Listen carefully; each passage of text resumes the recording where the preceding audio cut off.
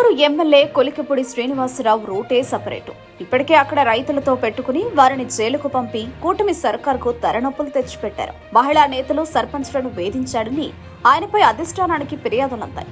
ఈ MLA మాకొద్దంటూ Tiruvuru TDP నేతలే రోడ్డెక్కిన పరిస్థితులున్నాయి. తాజాగా మరోసారి టీడీపీ ఎమ్మెల్యే కొలికిపూడి శ్రీనివాసరావు తిరువూరులో హల్చల్ చేశారు. తిరువూరులోని వైన్స్ షాపుల పక్కన ఏర్పాటు చేసిన బెల్ట్ షాపులను దగ్గరుండి మరీ క్లోజ్ చేయించారు. తిరువూరు నియోజకవర్గంలో ఉన్న బెల్ట్ షాపులను ఎక్సైజ్ శాఖ అధికారులు 24 గంటల్లో తొలగించాలని ఆదేశాలు జారీ చేశారు. బెల్ట్ షాపులకు మద్యం సరఫరా చేసే దుకాణాల లైసెన్సులను రద్దు చేయాలని సూచించారు.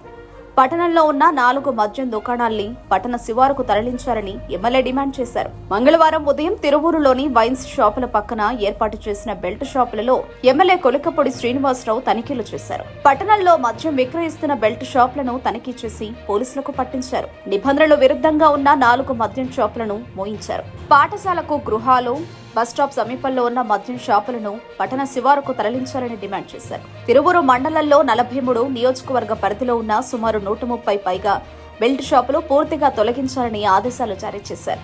బెల్ట్ షాపులు నడిపిస్తోంది వైన్ షాప్ వారే అని ఎమ్మెల్యే కొలికిపూడి శ్రీనివాసరావు మండిపడ్డారు. చంద్రబాబు మంచి మద్యం తెచ్చి అందరికీ అందుబాటులోకి తెస్తే ఈ ఎమ్మెల్యే మాత్రం బాబు గారిని ఎదిరించేసి ఇలా వ్యవహరించడం, ధిక్కరించడం చూసి అందరూ నోరెళ్ల పెడుతున్నారు.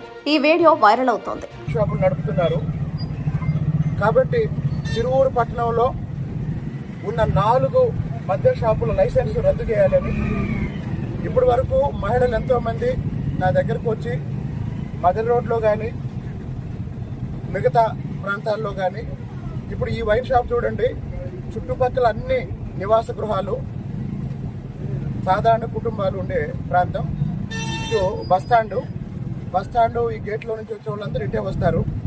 ఈ వైన్ షాప్ వల్ల ఉదయం నుంచే ఈ రోడ్డు మొత్తం తాగుబోతులు కూర్చొని వచ్చేపోయే వాళ్ళకి ఇబ్బంది కలిగిస్తున్నారు. దానికి తోడు తిరువూరు పట్టణంలో ఉన్న ఈ 40 బెల్ట్ షాపుల్ని తీసేయాలంటే ఈ 4 మద్య షాపులు ఎవరైతే ఉన్నారో ఈ 4 మద్య షాపుల లైసెన్స్ వెంటనే రద్దు చేయాలి.